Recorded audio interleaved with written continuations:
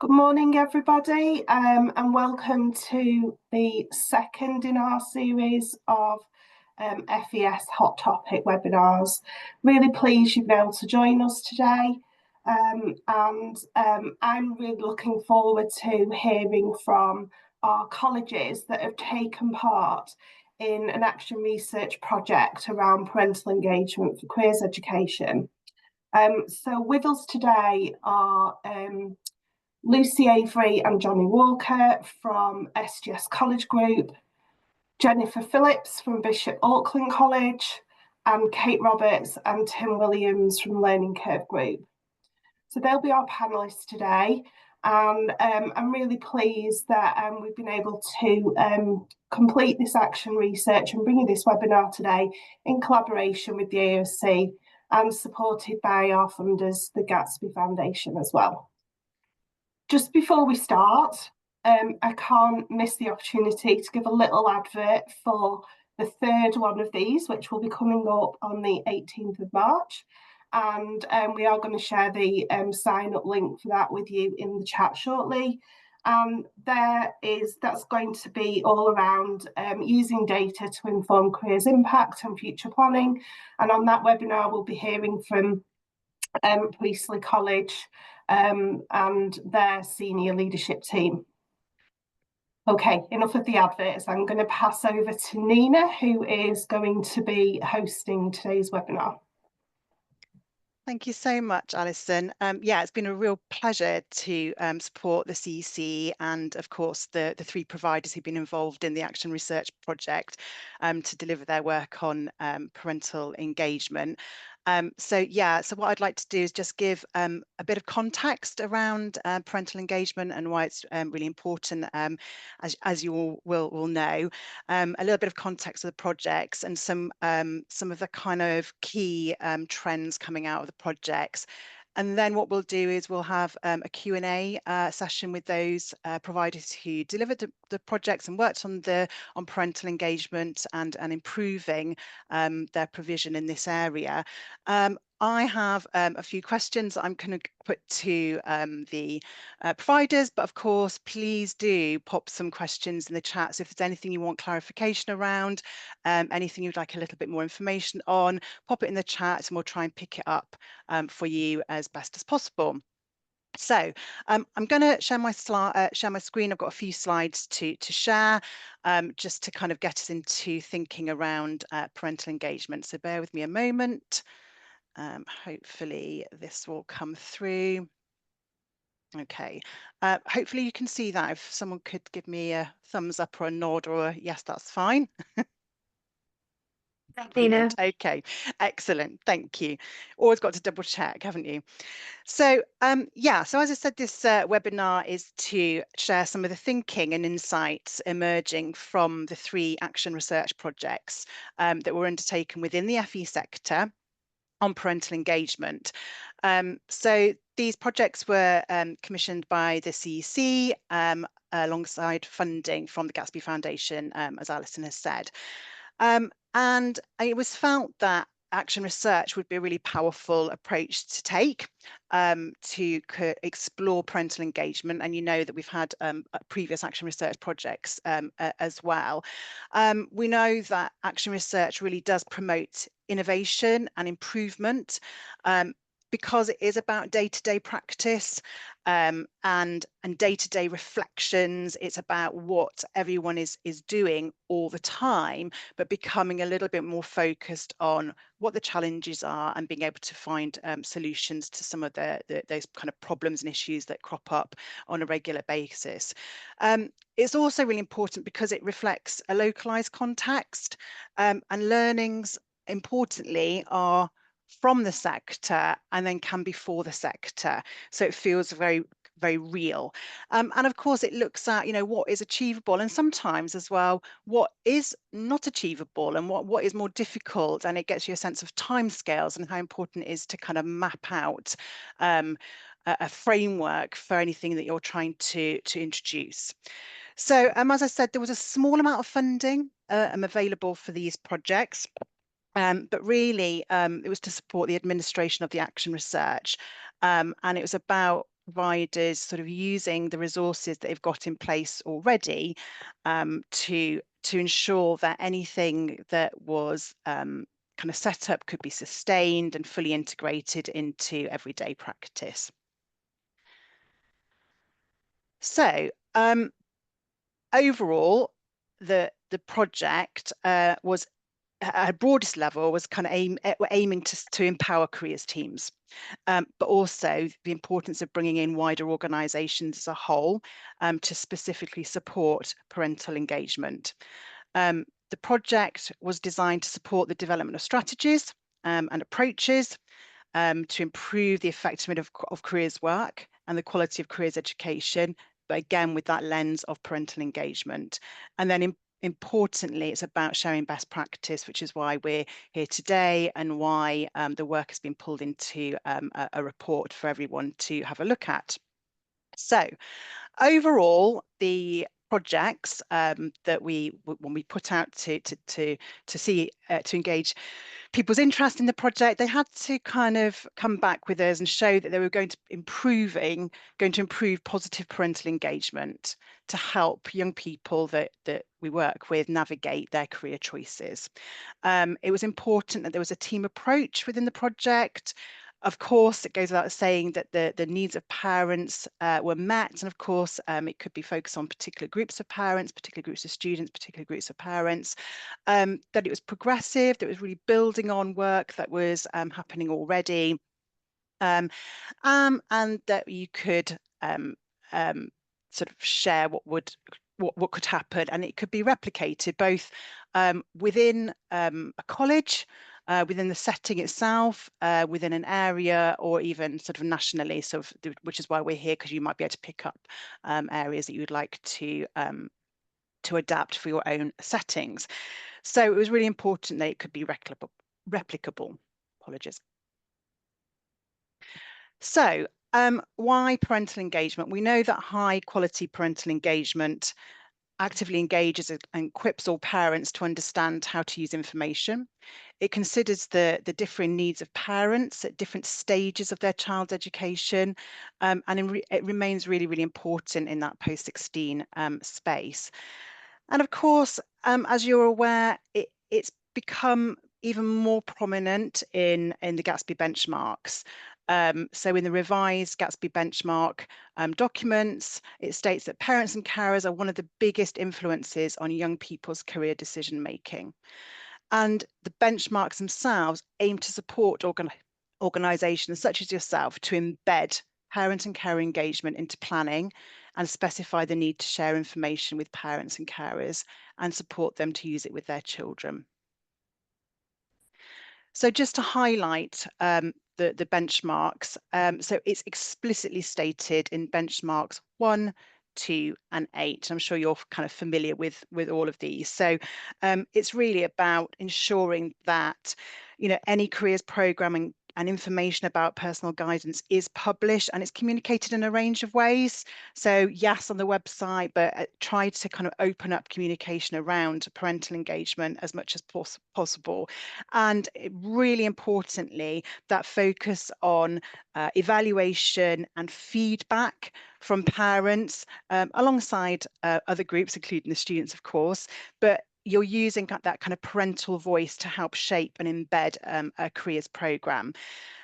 I suppose ultimately highlights, the benchmarks highlight the need for a variety of tools and methods for communication and evaluation purposes. So kind of really, really important. I sent it an email. Can you withdraw So, that student? Withdraw that student. The support from the CEC around parental engagement, because there is a lot of work being done in this space by the organisation, but really their idea of parental engagement is underpinned by 5 principles, and you can read them there. So it's just this idea of awareness and confidence about parental engagement across an organisation, the aim for it to be strategic, embedded, that it's buy-in from wider college staff. It's always more than the careers team, but that it's linking up with other ways of contacting parents and engaging parents and involving parents in a young person's education. But it's targeted, that it's progressive, and that it's integrated. So everything that has come through from the action research projects by the 3 providers has been pulled together into a report, which you can read from today, and my colleague is going to pop a link to the report into the chat. So really we have some great practice highlighted in the report, and also a range of resources that you can use to support your own development of parental engagement strategies. The key areas in the report that are kind of highlighting practice are supporting students with EHCPs, managing systemic change to increase parental engagement across a multi-site institution and one that runs nationally, so a real challenge there. And looking at how to support key transition points in that post-16 space. I'll go into a little bit more detail in a minute about what they are. But as I said, you can read the report. There's lots of kind of useful resources and tools to help you with your own projects or approaches. But what came across as we pulled together the findings from each project is that the impact is quite profound. So across the top in the red band, this is about the impact on students when you have really positive and strong parental engagement. So it really does help students to develop and maintain high aspirations. It really does broaden access to opportunities and makes young people believe they can do more, and actually ensures that students are kept at the heart of advice, guidance and support. So kind of having that balance between that influence of the parents, but giving that student, the voice as well. In that middle section, the yellow section, this is around the impact on parents. So it's really important for parents to understand options for their child or their young person. It's really important because it helps increase the confidence of parents when they discuss careers and further study. And of course, it all feeds into that need to develop and create positive interactions with educational institutions. And it does become more challenging as a child kind of becomes a young adult, and to keep that kind of parental engagement in place. But it really is important in creating those positive interactions. And then finally, for the institutions and providers themselves, it's really important for that parental engagement because you can build relationships between other organisations as well. It really helps ensure the consistency of career information, which is shared across an organisation. And of course, it does widen staff engagement with career-related learning. So, this feeds into other Gatsby benchmarks as well. So what I would like to do just before we kind of speak to the colleges is just to give a very quick kind of overview of what each college and independent training provider focused on for their project. So first we have Bishop Auckland College, and the project lead there is Jennifer Phillips. So we will welcome Jennifer today. And they took a very focused and targeted approach in supporting young people with an EHCP and having more parental involvement in EHCP meetings. So it was all about having a more strategic approach to parental engagement, really kind of informing, engaging parents and carers of students with additional needs, and a very strategic way of integrating careers discussions with qualified careers professionals in formal EHCP meetings, both qualified careers professionals within the college, but also with wider organisations to make sure that the young people getting the best advice and guidance possible. And then this allowed for students with EHCPs to be prioritised for further targeted career support with the inclusion of parents and all those with parental responsibility. I suppose when we talk about parental engagement, we are talking about anyone with that kind of parental responsibility on that carer role, really. So that was our first project. A second project was from the Learning Curve Group, which is an independent training provider. So it's really important to have a different type of provider within that FE sector. So it's not just college based, this project. It does include different types. And their project was designed to develop a consistent approach to parental engagement and communication across their very large sort of national institution, really. So and the focus for them was understanding what parents and carers wanted, what were the needs of the parental community, and then how to create the processes to explore the effectiveness of different approaches to parental communication. So it was very much about finding out what was going to work. And then it allowed the group to focus on creating a system to support all staff across the different sites nationally to engage with parents in the aim to ensure a more consistent approach to parental engagement across quite a large and diverse organisation. Kate Roberts was the project lead for this, and we will hear from her in a minute too. And finally, we have SGS College, and their project focused on the development of a more holistic approach to engaging parents at key transition points in the academic year. So 2 target groups for engagement with a focus. Very challenging, the parents of pre-admission students, so before students had actually started at the college. So they looked at how to reach out to parents to make sure that transitions would be as smooth as possible. And also for parents of a group of students who were completing their studies and looking at their next steps.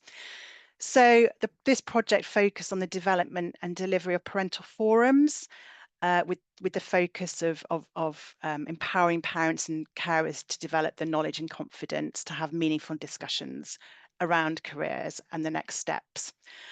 So with their young person. And the project leads for this were Johnny Walker, Fiona Hammond and Lucy Avery. And I think we've got Johnny and Lucy with us today.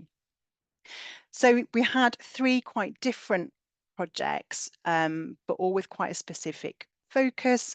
But as I explained before, so some of the learnings kind of cut across all the projects. So I'm going to stop sharing my screen.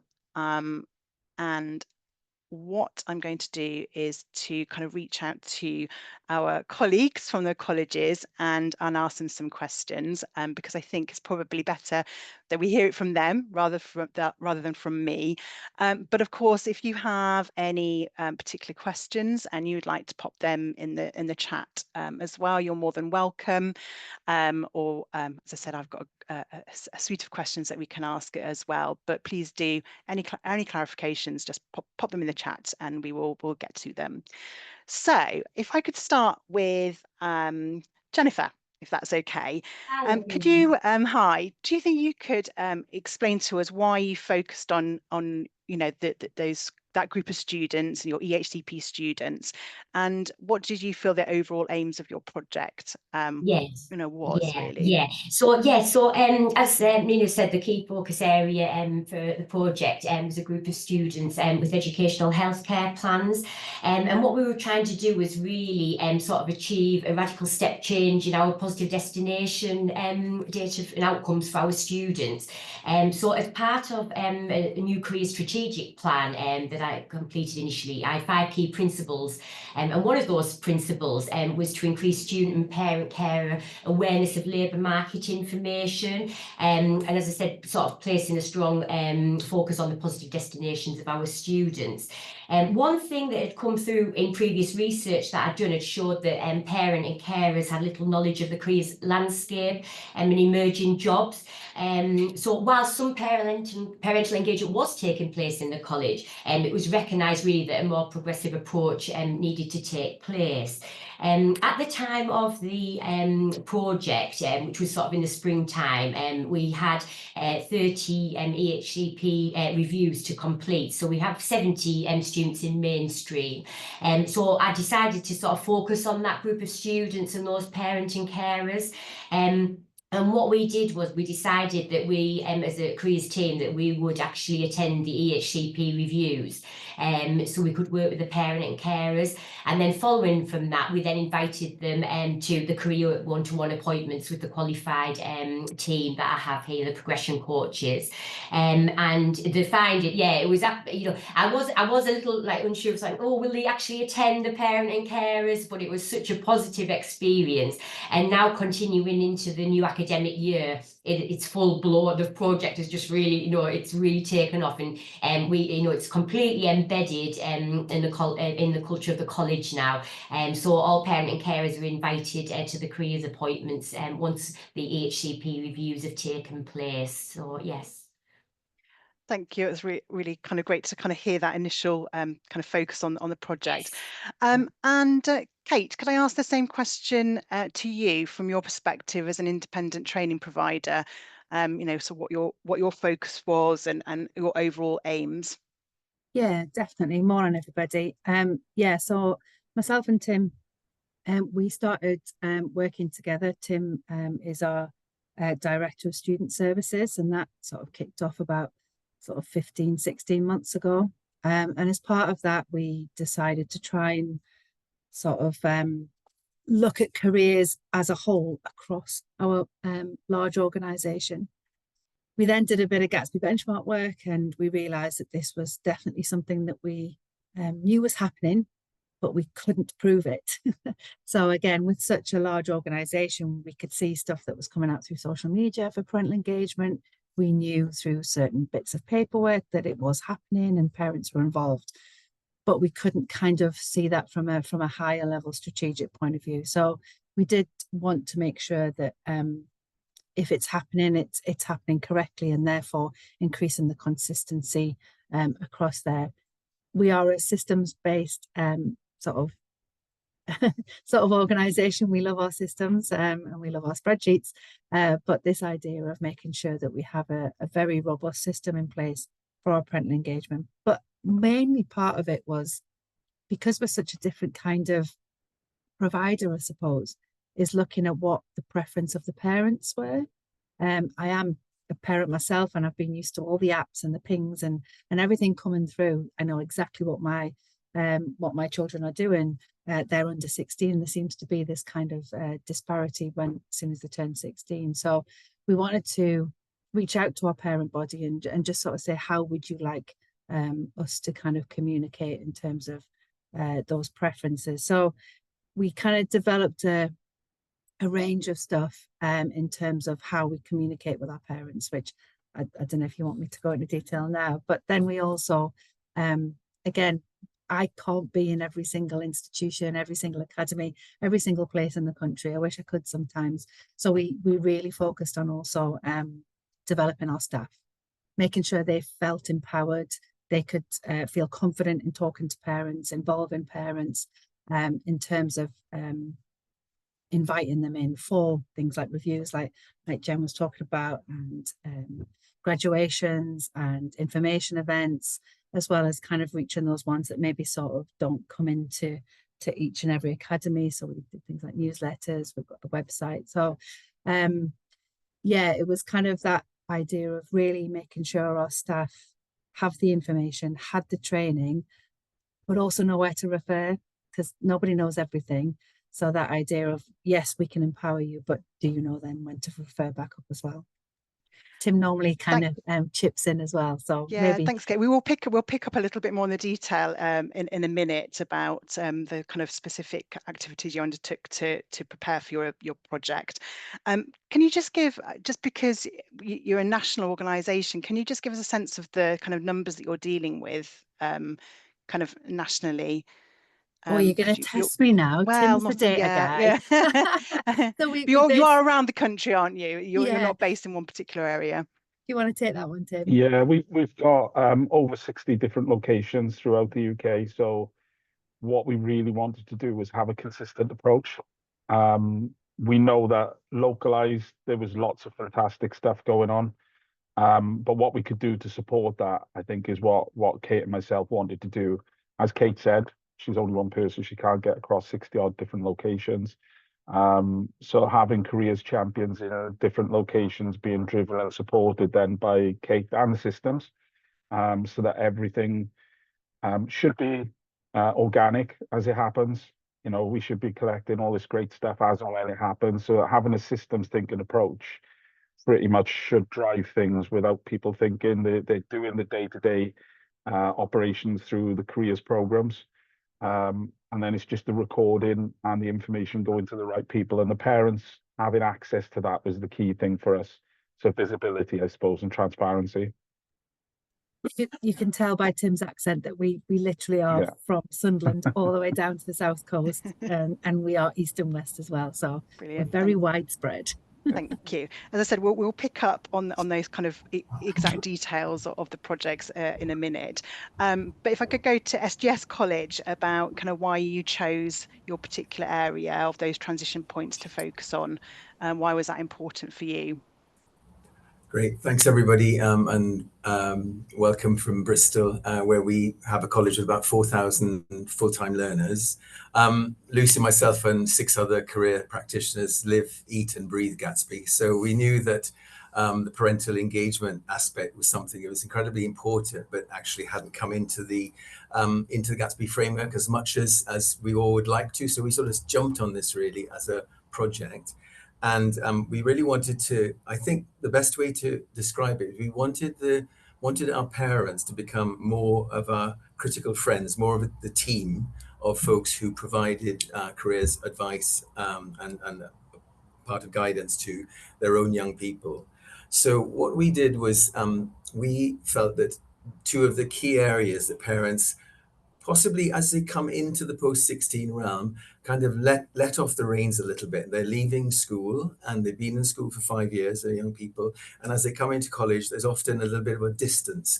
And so we really wanted to make sure that parents did have a say and did understand. I think that was a big thing. They understood what was going on within the college, and doing a bit of a sort of straw poll of what was going on through parents of our own students who were teaching here and others. We felt that there was this big gap of understanding, and so we wanted to do something that was strategic and embedded. So we looked at the ones who were parents who hadn't yet arrived, the students who hadn't yet arrived, and went through our schools network, which is very strong. We've got about 80 schools that we work with, and really went out to them and said, would you use our forums in order to inform your parents about where their students are coming? And they really lapped that up, and that's something that we found through this project, which we didn't expect it to happen. So it's very organic, the project. It really meant that there was lots of interesting things happening throughout the project that we weren't aware of. So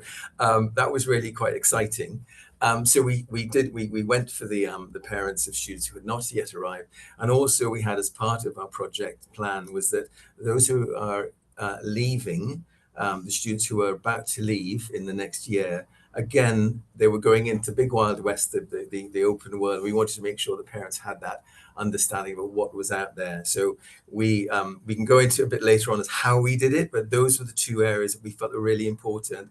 And as I say, being a very organic project, we found there was some answers that we got that we didn't expect. But what that's really meant is it's galvanized the leadership into taking on some bigger projects that I think a small project might not have done in the beginning, had we sort of been a little bit more hesitant in those areas. So yeah, that's a summary at the moment.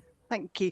Well, shall we stay with you, John? Actually, if you talk a little bit about your project and how you sort of set it up and some of the I suppose some of the preparation that you needed to do to deliver, and then just to give us a little bit more information about what it actually was. Great. Well, Lucy's going to pick up on that one. Well, like Johnny mentioned, I think we started with the pre-enrollment parent forum. So linking in with the schools, we sent them a link to a survey, really, first of all, to see if they were interested in attending. I mean, this went for both forums. If they, you know, and we got quite a good response, actually. So we knew that it was good to go.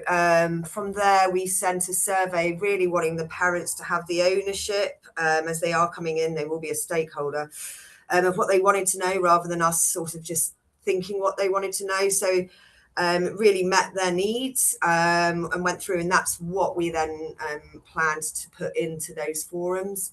And we did the same process for both with the surveys for both groups, really.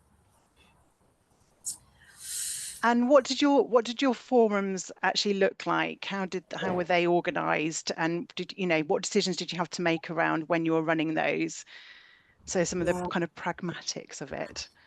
Well, we wanted to know if it would work online or face to face, and we found out that actually it was clear that a lot of people wanted a face to face, but also a lot wanted online.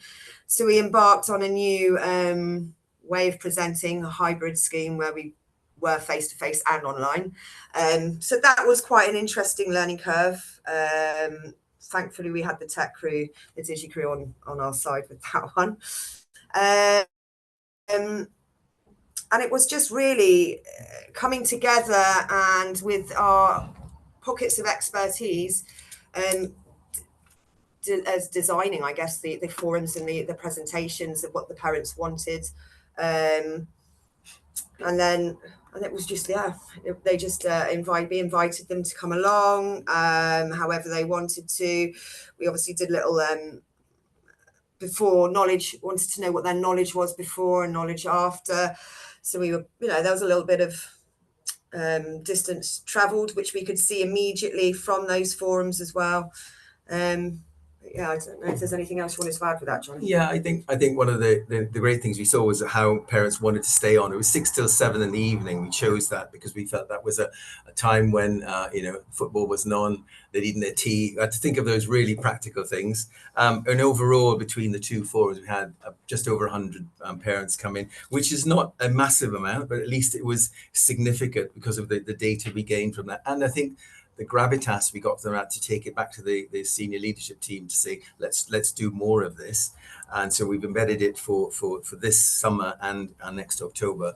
I think someone's asked in the chat whether we had any difficulties with contacting parents. And I think we really had excellent friendships with our career leads in schools. I think that was something we didn't realize. In fact, it was they that suggested that they were the ones to send it out to parents. So that really helped us. Having that long-term relationship with your feeder schools is really, really important because they will work with you.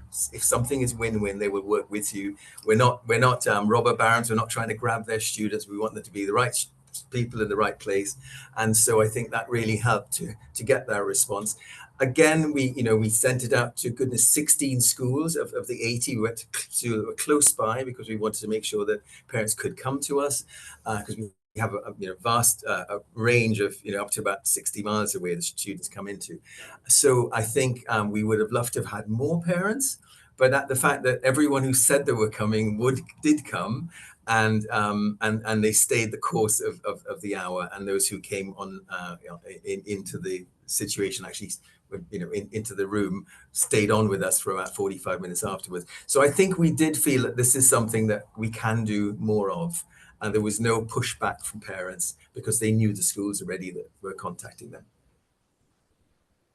Thank you. It's really helpful. So is a lot about kind of partnering with other organisations there. So I'm just going to go to Jennifer, actually, because if you could pick up for your work on the EHCPs, because I know that you also had to work with external organisations and wanted to kind of bring other organisations in to support your students. So Jennifer, if you could just tell us a little bit about how you prepared for your EHCP meetings and what sort of considerations you were making. Yes.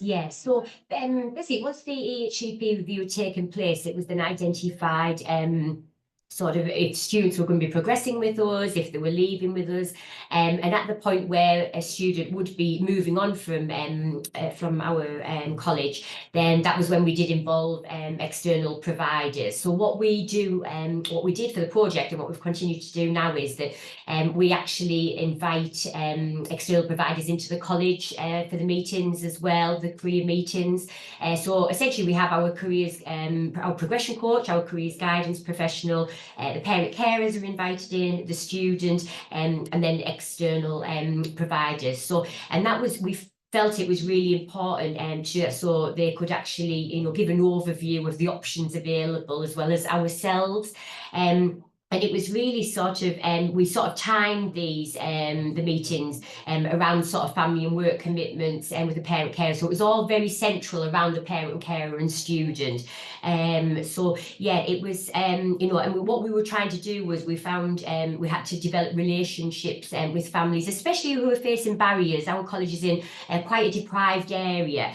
And we really had to build a rapport with the families and the parent carers and make sort of a really welcoming and friendly sort of environment for them to come into. I think if we haven't got that, we haven't got the right staff in place, that we maybe wouldn't have been successful with the project. But it was really sort of, we found that we were having really impactful conversations with the parent and carers and really supporting. They could then see how they could support their child through the key transition points, into apprenticeships further and higher study.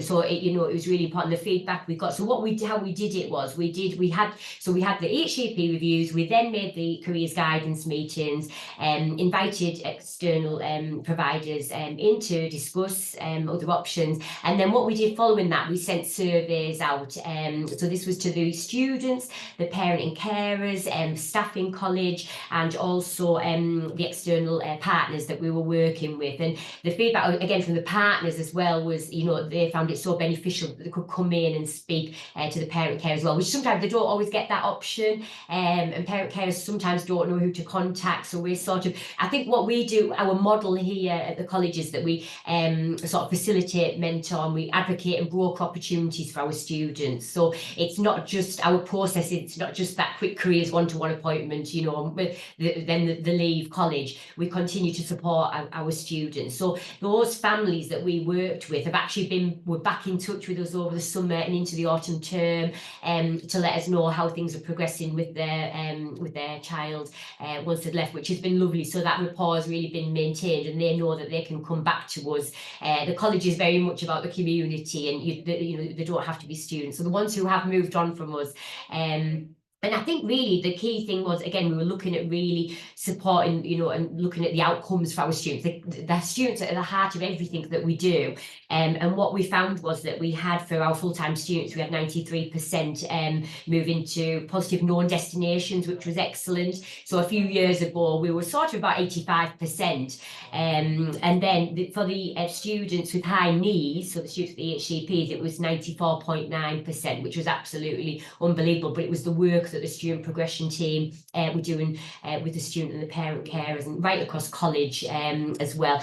And I think the feedback as well, what we ended up doing with the cross-college staff, we've sort of implemented a new system now, which is a RAG rating system of students at risk of leaving us. So with early intervention from my student progression team, which has been excellent. So and the tutors have found that engagement with the parent carers has really been beneficial, and we're doing it. So it's not just now, where before I think parent carers will come into maybe a parent carer event, but then you maybe wouldn't see them, you wouldn't see them much before. So so really, really positive sort of experience that we've had right across college with this. So yeah. Don't know what's going on there. Thanks, Jennifer. Yeah, there's just a question here. What type of external providers were you working with within those meetings and post those meetings? Yes, yeah. So we worked with, so one of the examples was Durham Enable. So Durham Enable support high needs students into work placements and employment with a job coach. So we had some students who were leaving us, but they weren't quite ready for independent employment. So we had job coaches come into the college to have meetings with the student parent carers and to explain the process. Some of them decided to sign up straight away, so the paperwork was done here at college. They were assigned, some of the students were assigned a job coach, and then they've gone into initial work placement, and then they've built up to gain part-time employment with a focus of leading into full-time employment. So that was sort of one of the examples that we had.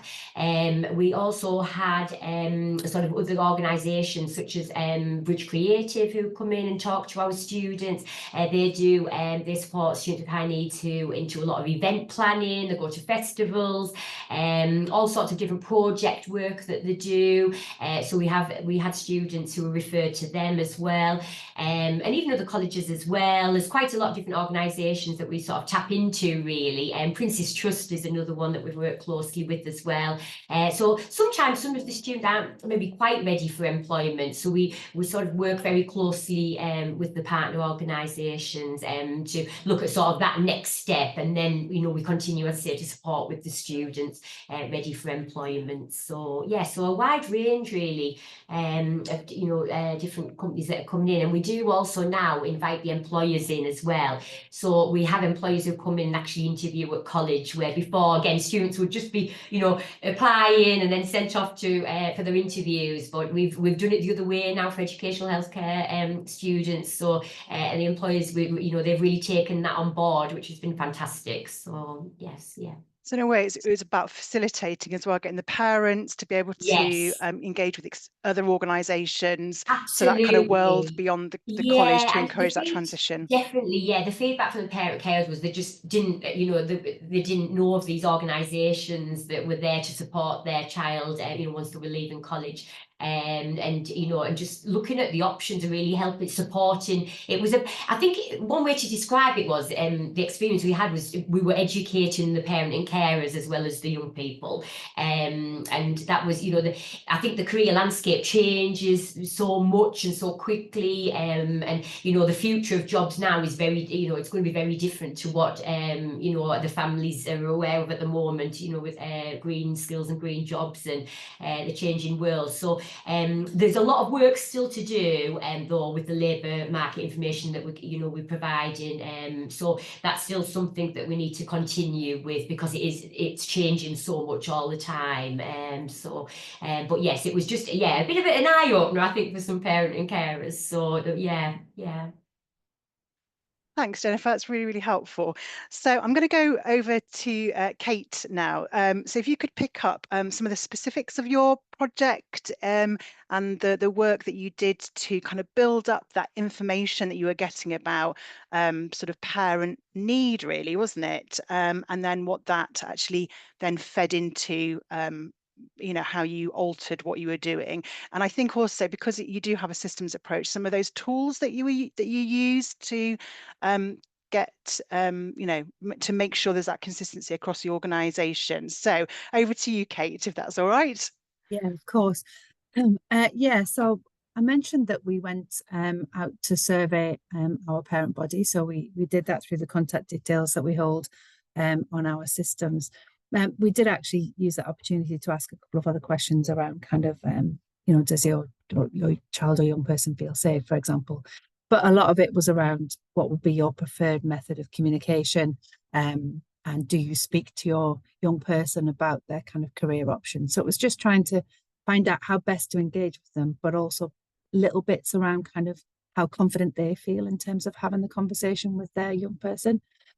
So we did that. We got 179 responses, so quite a good kind of response, a good set of data to sort of base our approach on.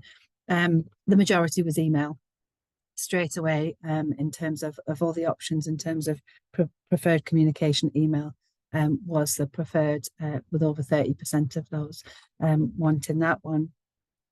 What was encouraging alongside that was nearly 70% of the parents that we surveyed did speak to their young person, and as a parent of a teenager, I think that's quite reassuring in terms of, you know, they still have that open conversation with that young person when they come back from the academy or the college, and sort of say, oh, you know, what have you done? What do you think this is going to lead on to? And having those conversations. So we knew there was an appetite, and if they're already talking to that young person, could we inform them and empower them even more? But only 30-odd% sort of said they could find the information that they needed to have those conversations and to find more information. So the young person's coming back and saying, I want to do this, or I want to go on an apprenticeship. Or again, our parent body who responded sort of said that they were struggling to find correct information. Again, picking up on something that Jen said about sort of LMI and what's appropriate regionally and nationally and to the level of the learning. So that was our first kind of shot that we kind of sent out. We analysed those results, and as part of that, we then sort of developed a communication kind of strategy, I suppose, in terms of our parents. We use a range of systems because they're so large, but in terms of this project, we used Pro. So we use the Pro suite of resources. And alongside that, we had previously launched Pro Portal for our learners, and as part of this project, we launched Pro Portal for our parents. And that is a way of them having access to certain parts of information about their young person and a direct line of communication from us to the parent in terms of being able to sort of disseminate anything that we feel is important. There is also referral methods, so it's a two-way process. So we can obviously kind of communicate with those, but the parents and the learners themselves on Pro Portal can also request support and information as well. So, you know, that they have very good relationships with the academy staff and the subject matter specialists, but actually sometimes they may want something else around finance or careers, which is obviously what we were kind of focusing on. So what we did then in terms of other methods of communication, we developed a parent handbook, and that goes out as soon as the learner kind of expresses an interest in one of our courses and kind of signs up. That is in the report, so people can have a look at that. Feel free. It's also on our website anyway, so you can also have a look at it on there. And a range of information. So we were thinking, what would our parents need to know around sort of finance and support and SEND, as well as kind of all the career stuff that we do. And again, key points where they can find more information. So we did the handbook, sorry. As I mentioned, we had Pro Portal. We then have been in a kind of process of enhancing, shall we say, our website. So now we have a specific parental section on there, as well as kind of the career section. We have a specific parent section on there where we drop certain resources. So for example, the Talking Futures resources, any of the newsletters coming out, because we are also MPCT, we have a close relationship with the armed forces, and they have some great parental newsletters that come out, and that goes out onto our website as well. And we highlight sort of those to our parents. And then just before Christmas, we did our inaugural parental newsletter in terms of with it being the first one, we found we had to make the balance right. We didn't want to kind of put too much information in there that we kind of, you know, bamboozle them too much. So it was just some key points. Again, because we're dealing nationally across a range of very diverse different subjects, from sort of construction to hair and beauty and into the military.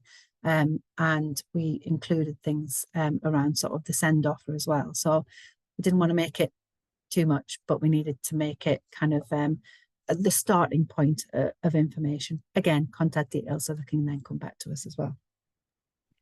So that was kind of, No, go on. I was going to say, no, thank you for that kind of overview. I was just going to ask, as we kind of move on to a little bit the next section around, so in a way, your project allowed you to sort of set up a kind of, or create a foundation for parental engagement and communication now. So what would you say your kind of key learnings are about it, and what are your next steps from this project? So key learnings is that we kind of know there's some really good stuff going on. So it's picking up the positive.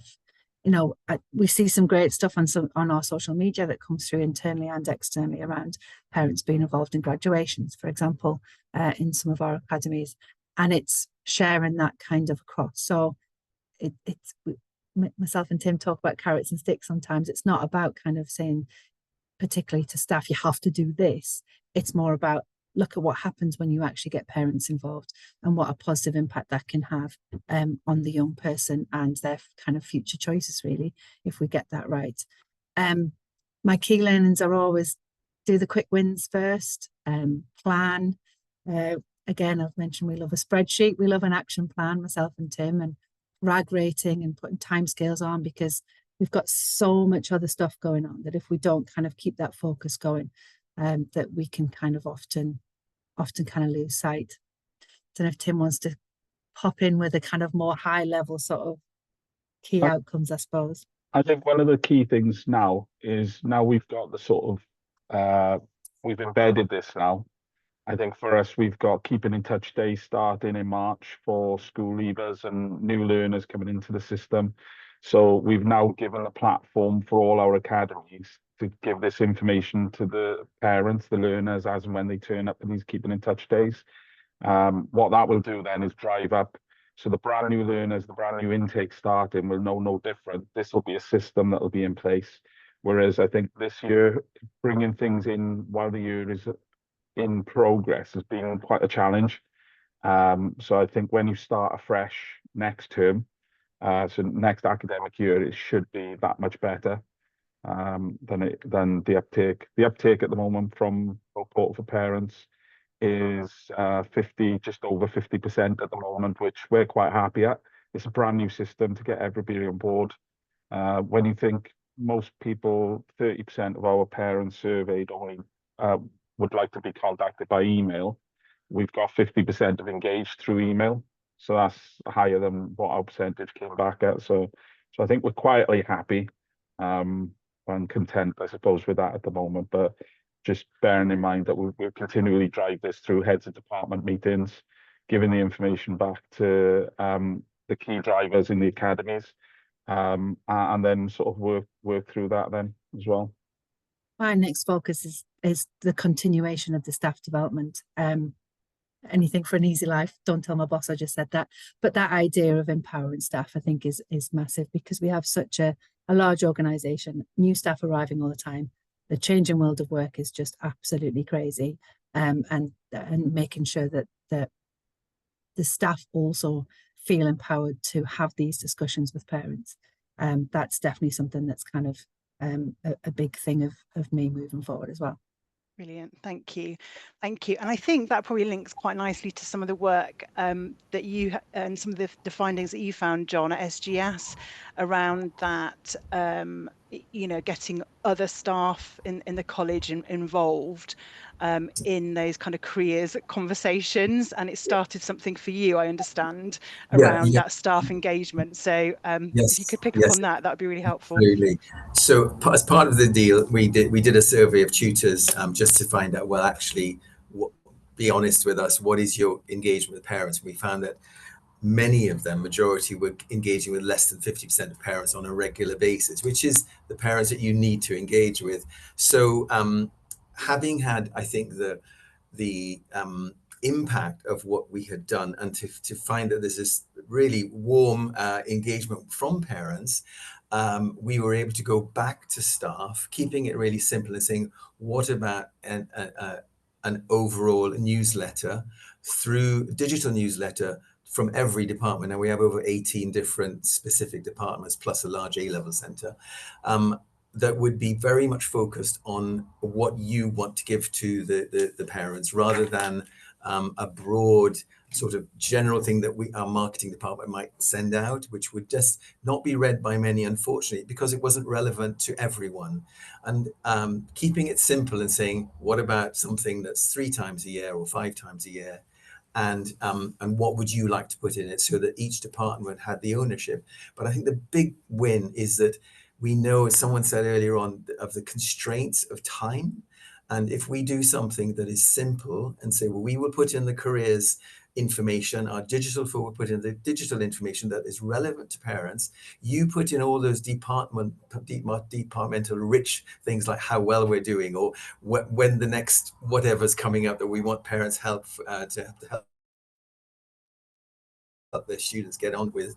That's when it's going to really have impact, and parents will read it. So we've had literally 90%, it's one department only that's decided not to do it, going on with a new digital newsletter from the beginning of March, which will have careers as a highlight. It will go into 18 different departments, and they will put it out to their 100 or 200 parents. So it keeps it simple, and but also allows us as careers folks to have 18 different areas that are putting out our information. And hopefully, I'm absolutely sure there will be more and more feedback on that, and we'll see new wins and new things that we have to that we're able to implement. We're doing far too little at the moment. We know there's a lot of work to come on, but it's really helped. I think the project's really helped to galvanize that sense of action amongst departments to get that buy-in. Sorry, went on a bit there. No, that's really helpful. And I think it's about, actually starting quite small with something, but actually then there's the opportunity to build on, and that principle of that parental engagement picture, particularly being kind of progressive, keep building it up, and then hopefully kind of snowball into something kind of really kind of big and positive for an organization. I'm just really conscious of time, so I'm just going to have last little word to Jen about your kind of overall kind of learnings from the project and your next steps from what you've learned. There was some key learnings, if that's sort of for any advice if an organisation is going to do the same as what we have. But I think you really need to have a strong working relationship with your inclusion and SEND team in your organisation. I've just put something on the chat there, I think, that we were saying about when if it's an annual EHCP, does it conflict with early intervention? So what we do is I work closely with the inclusion manager, and we, if there is an early intervention, we have an emergency EHCP review is arranged. So things do change to what they were, but also building relationships with the students is vital. So my progression coaches have it's sort of an excellent rapport with the caseload. They have caseloads of students, and then they get to know the parent and carers very well through that as well. And I think it's having sort of those enhanced lines of communication really, because you're signposting the parent and carers as well as the young person to additional support and opportunities that are available. So it's really key sort of to have those communications. Another thing also is that we started with a very small target group, and I think for us that was important for us then to reflect and build upon those initial findings. So you'll find when you read through ours, it wasn't large numbers to start off with. That has increased now, but I think it was important to do that, and really to develop and maintain those relationships with those partner organisations and those external agencies is really key for successful outcomes. We do a lot more partnership work now, and actually I had throughout the when I was doing the action research, we had our matrix accreditation as well, and then we've also just had Ofsted before Christmas, and this action research project was brought into the discussions with both the matrix assessor and the Ofsted inspectors, and they were just amazed at sort of the project and the outcomes of that and the parental engagement. So it came at a perfect time actually, so so I could explain what we've been doing as a college really. But also now we are sharing best practice with other colleges, other partners that we work with, but also I did have and the team as well, we do have a really strong collaboration with the executive team as well, so and our governors, our corporate board, so that really sort of I suppose ultimately creates a powerful sort of coalition to drive and implement implement sort of this, you know, the strategy that I'd put in place really. And I think that's really key. If you've got, you know, I'm part of the senior leadership team, but if you have got your executive team on board with everything, that does really make a huge difference as well. So it's really important to communicate right with all staff right across your college, or your, you know, your training providers. So yeah, so there was I think sort of there was lots of things we learned from it, but I think they were sort of mainly the, you know, the key things really that I could advise. Thank you so much. So, conscious of time, it's 10:59. So we're going to have, I think we could keep talking about this. There's so much to discuss and probe, but there's lots of information in the report, so please do read that. Please feel free to reach out to anyone of us at the AOC, and we can certainly kind of ask questions and pass on questions to the organisations that are here today, because it's really important that you know this practice is shared. So I'm going to stop there, but I'm just going to hand over just to Alison Sadler just to finish off, or if there's anything that she would like to add on behalf of the CEC. Thank you, Nina. And just to say a huge thank you to all the colleges for firstly leaning into this project, to all your hard work throughout it, and obviously agreeing to take part in today's webinar, and probably all the asks that we'll have beyond you beyond this for you. Yeah, and I suppose lastly, just to say that it's really important that you know, we ask colleges to lean in to support the development of this work, because it helps inform our future policy and our future development. And only by working collaboratively with all of you can that really happen effectively. So thank you very much.